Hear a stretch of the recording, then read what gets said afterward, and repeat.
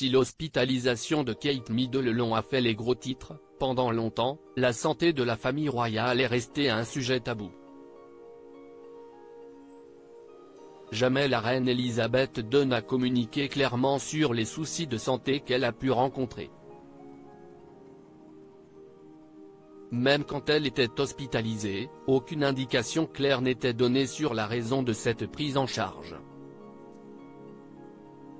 Et comme l'a noté Le Point dans un article du 18 janvier, il en était de même pour les membres de sa famille, à commencer par sa sœur, la princesse Margaret, dont la santé était un véritable secret d'État.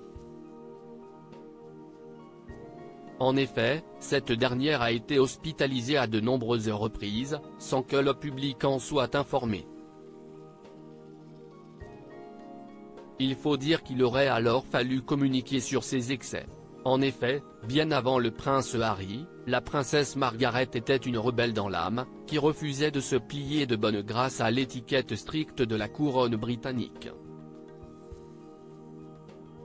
Grande amoureuse, elle n'a pas hésité à défrayer la chronique en épousant un roturier à une époque où cela était impensable, et n'a jamais réfréné son goût pour la fête, l'alcool et le tabac.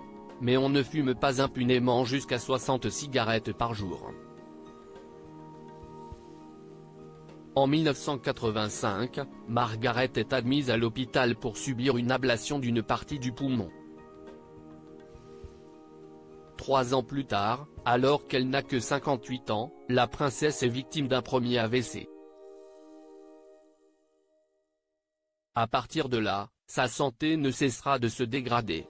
Supérieure à Elisabeth II, ses photos de famille et un silence complet pour expliquer les soucis de santé de la princesse Margaret, comme ce fauteuil roulant dans lequel elle apparaît lors de ses rares sorties officielles. Le palais opte pour un silence complet, allant même parfois jusqu'à cacher la vérité à sa sœur, la reine.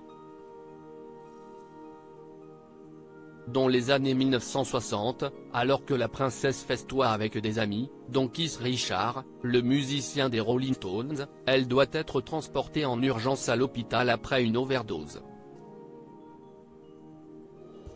Cependant, à l'époque, personne ne révélera la vérité, préférant la version officielle d'une intoxication alimentaire grave.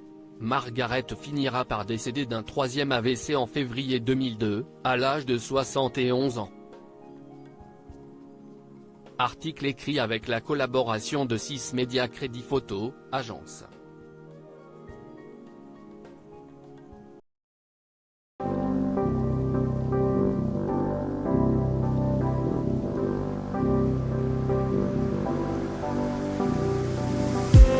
I just need